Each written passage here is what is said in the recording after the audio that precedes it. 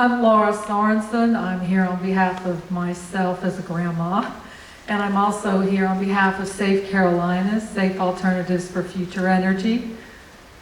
We care very much about stopping nuclear power because we know radiation has no boundaries.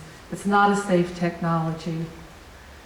Last year, David McIntyre of the Nuclear Regulatory Commission said, "Many nuclear plants have struggled this summer with cooling water sources that approached being too warm to generate power at full levels.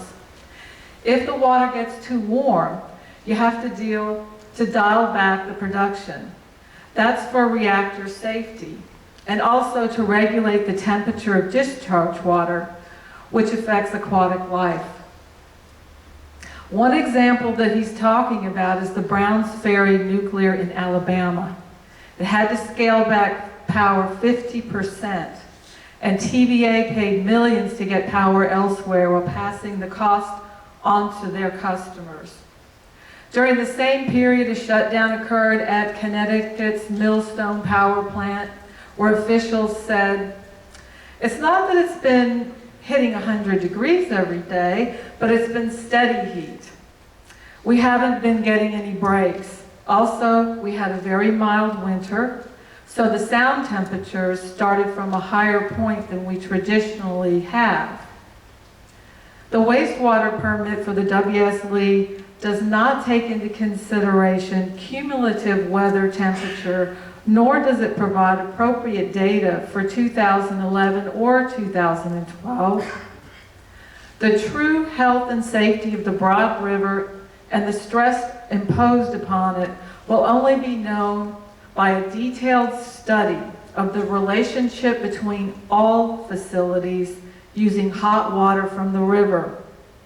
Intake and outtake data with temperatures, cumulative effects from chemicals dumped into the river, drought data with temperatures, drought issues, and volume of water used must be compiled in one report with research done by an independent agency that takes the whole river into consideration. I'm referring to Cliffside Power Plant, one of the largest coal plants in our country, which sits only 20 miles upstream and draws approximately 20 million gallons of water per day from the Broad River. I'm also referring to manufacturing and community water supplies, as well as the 3 reactors at BC Summer Nuclear Plant downstream, which draws millions of gallons of water per day and needs cool water to operate the plant. If we're allowed to dump 95-degree water into the Broad River 3 hot summer months, and the temperatures of the rivers already warmer due to hot weather temperatures, we're risking shutdown or meltdown of the plant and promoting the growth of harmful bacteria in and around the river and ponds. Hot water also destroys or alters aquatic life and leaves a serious imbalance to a sensitive ecosystem. Most chemical reactions are facilitated by elevated temperatures, and a full analysis of the impact of reactor heat in hotter water on the other pollutants in the water from any source must be considered.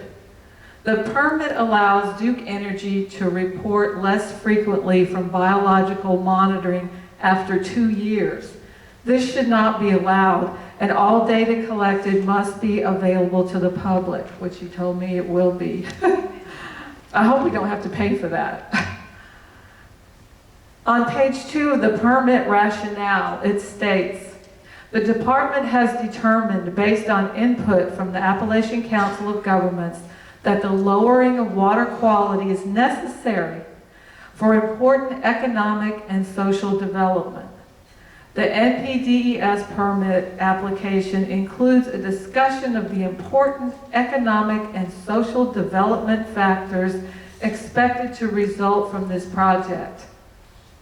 Well, shame on you, DHEC and Duke Energy. Lowering water quality for money, it should be a crime. The water permit must be rejected. The Department of Health and Environmental Control acquired its name because it has nothing to do with building an economy. and it has everything to do with public health. Wow.